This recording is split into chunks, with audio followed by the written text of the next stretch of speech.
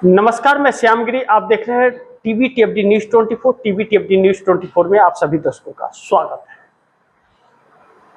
प्रधानमंत्री मोदी इस वक्त सीधे निशाने पर हैं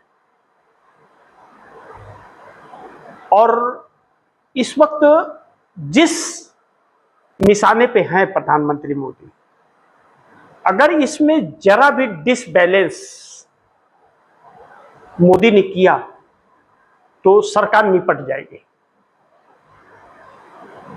और अमित शाह को अगर बचाते हैं मोदी तो भी सरकार गिर जाएगी। यानी कि सरकार गिरने की नौबत आ गई है। तो इमरजेंसी बैठकों का दौर रातों रात शुरू हो चुका है। रातों रात इमरजेंसी बैठकों का दौर सरकार में शुरू हो चुका है।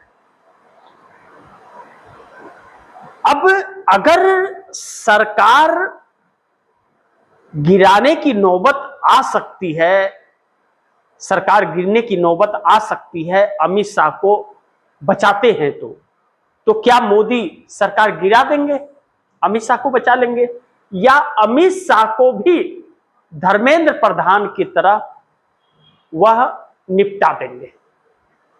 क्योंकि यहां दो चीजें हैं जो बड़ी महत्वपूर्ण है। धर्मेंद्र प्रधान आरएसएस के थे तो उनको निपटाना बड़ी टेढ़ी खीर था, लेकिन उनसे भी कुछ डील हुई होगी और उनको हटाने के पहले आरएसएस से भी डील हुई होगी। लेकिन अमित शाह आरएसएस के नहीं है और अमित शाह के बगैर मोदी कुछ नहीं है। अमित शाह हैं तो मोदी हैं प्रधानमंत्री की कुर्सी पर, या ना अमित शाह के बगैर मोदी कुछ नहीं कर पाएंगे। यानी कि सारा कमान जो है वही संभाल रहे थे। तो ऐसे में मोदी एक बड़ी संकट का सामना कर रहे हैं। लेकिन दूसरी तरफ एक और बहुत महत्वपूर्ण बिंदु है, यह कि राहुल गांधी के साथ 200 प्लस सांसद साथ खड़े हैं। 200 प्लस सांसद राहुल गांधी के साथ खड़े हो चुके हैं। जब राहुल गांधी के साथ 200 प्लस सांसद खड़े हो चुके हैं तो यानी कि इंडिया गठबंधन का संख्या जो है वह बढ़ रही है। और जब इंडिया गठबंधन की संख्या बढ़ने की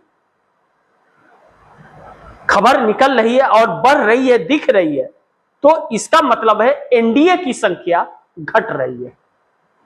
और एनडीए की संख्या घटने का मतलब यह है कि सरकार गिरने वाली है। इन सभी चीजों पर लगातार बैठकों का दौर शुरू है और मोदी और शाह पार्लियामेंट से भाग रहे हैं, विपक्ष दौड़ा रहा है। अब समझ नहीं आ रहा क्या करे ना करे। अब विपक्ष का कहना है कि जब तक अमित शाह सदन में आएंगे नहीं और मोदी आएंगे नहीं, जवाब जब तक नहीं मिलेगा कि छात्रों पर क्रूरता की है, और तब तक सदन चलेगा नहीं। और अगर अमित शाह ने इजाजत दी है, परमिशन दिया प्रशासन को पैलेट गन चलाने का, तो इस्तीफा दे, और नहीं दिया, अपने मर्जी से प्रशासन ने चलाया, तो फिर गृह मंत्री के पद पर बैठने लायक नहीं है कि जिसका आदेश प्रशासन नहीं मानता हो।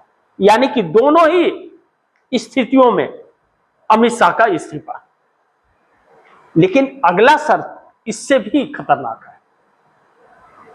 नरेंद्र मोदी को सदन में माफी मांगना पड़ेगा, और या फिर राष्ट्र के नाम संदेश में माफी मांगना पड़ेगा इस देश से कि इन्होंने छात्रों पर बर्बरता की और महिलाओं के कपड़े फाड़े हैं।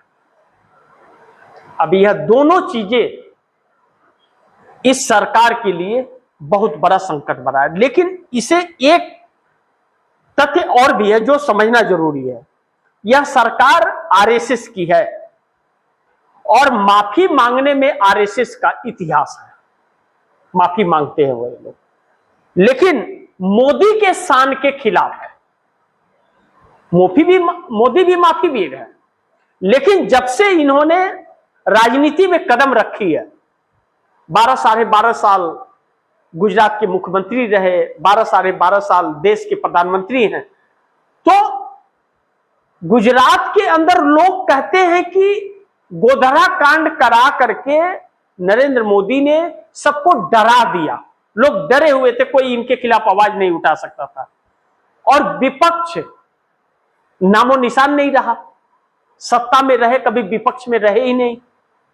और 12 सालों में प्रधानमंत्री भी रहते हुए या सत्ता में ही रहे, विपक्ष में रहे नहीं और विपक्ष को तोड़कर कमजोर करते रहे।